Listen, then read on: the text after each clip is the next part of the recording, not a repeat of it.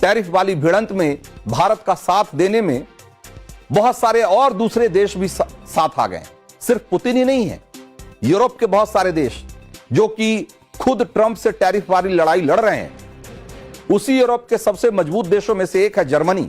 वहां के विदेश मंत्री अभी भारत आए हुए और विदेश मंत्री एस जयशंकर से बातचीत में जर्मनी के विदेश मंत्री जोहान डेविड वॉडेफुल ने यह वादा किया है कि जर्मनी और भारत जो आपसी कारोबार है इन दोनों देशों के बीच में, उसको बढ़ाकर अब 50 बिलियन डॉलर तक, 50 बिलियन यूरो तक ले जाएगा। यानी कि अभी जो मौजूदा दोनों देशों के बीच में जो व्यापार हो रहा है उसका 2 गुना। और तो और पहले जो जर्मनी की तरफ से भारत को सैन्य साजो सामान के निर्यात पर कई तरह की बंदिशें थी, उनको भी हटाने की बात कही गई।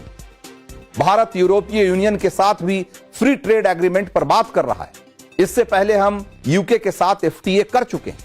यानी एक अमेरिकी दरवाजा थोड़ा जरूर बंद होता दिख रहा है, लेकिन भारत के लिए कई दूसरे दरवाजे धड़ाधड़ खुल रहे हैं। एक और देश है सिंगापुर, वो भी भारत पर भरोसा जता रहा है।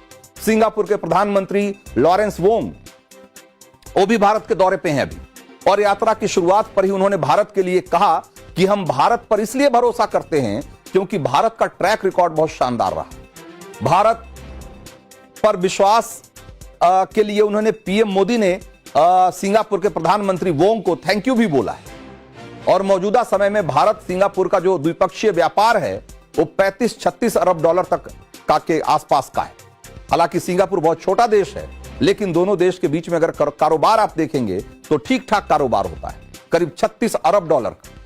और अगर एफडीआई के मामले में देखेंगे तो सिंगापुर भारत का सबसे बड़ा निवेशक है। सबसे ज्यादा एफडीआई जो है वो सिंगापुर के जरिए आता है भारत में। 2000 से लेकर देखा जाए तो 25 सालों में सिंगापुर ने 175 अरब डॉलर, पौने 200 अरब डॉलर का निवेश भारत में किया है।